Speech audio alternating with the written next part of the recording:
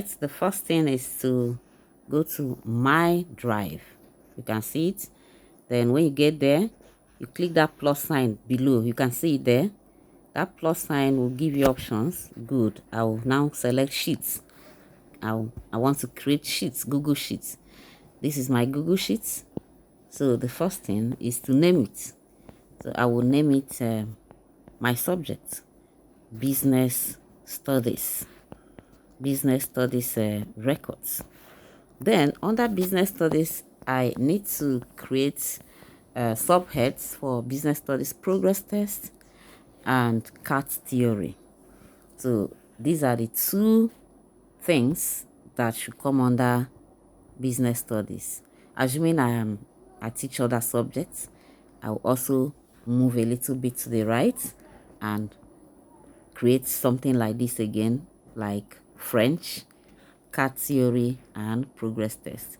So now I am creating the column for names. I'm creating a column for names. So I title the column names, student names, and then I populate it. Names of students. Now, all right, I simply populate the columns, and that is it. I put the names of students, their progress test scores, and the CAT theory scores. Our target is not to use biro and paper, so you are going to put the scores here for reference. And as soon as you populate the columns, you take a screenshot and ensure that the screenshot covers both the names and the scores. Okay, as soon as you are done with that, you will go to their script, the exam or test. You can see all term 3. You locate the script, JSS2 business studies. It is opening. You allow it to open. When it opens, you scroll, or rather you click responses. So when you click responses, you allow it to boot.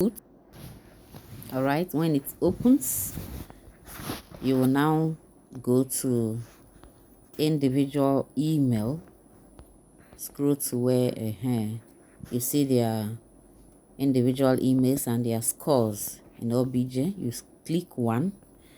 Please, by the time you click it,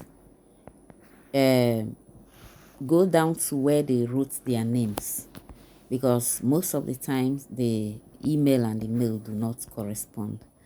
So if it doesn't correspond, you go back and do the same. So you go down to theory. It is time to fill in the theory. Now you click back, you exit that place, and then go to the pictures. Remember, you took a snapshot of the progress test scores and the CAT theory. So you now go and pick the CAT theory score for that particular student. All right, you can now see the CAT theory score there. So when you pick it, you go back. See, just 2 records. See how I arrange it, CAT theory and the progress test scores. So by the time you pick it, you go back. See, it's going back to the result sheet. So you now fill it in the theory part. After that, you see where it is written save. You click save, and it is saved. To be sure that it has saved, you can also click release result at the top of the sheet. All right, when it gets there, you just come back. However, if you are sure you have clicked save, you don't need to go to release results. All right, just ensure that you have saved it. Then you go again to the next student. To go to the next student, you go to the uppermost part where the email is written. the email of that particular student is written, you click the arrow down and it shows the next student, and you follow it like that to get to the next student, and then you go back to pick his or her score, fill it in, and that is it. Please notice that white cross in a green background. Click it in order to form a form, create a form, and then take a snapshot of the form for the. All right, so when you create a form, you keep it there, then the form will look like this.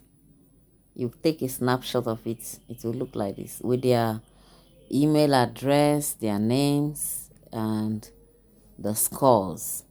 Make sure you get this part that has their names and the part of the question so that you know which subject you're talking about. Then you go back to the results sheets.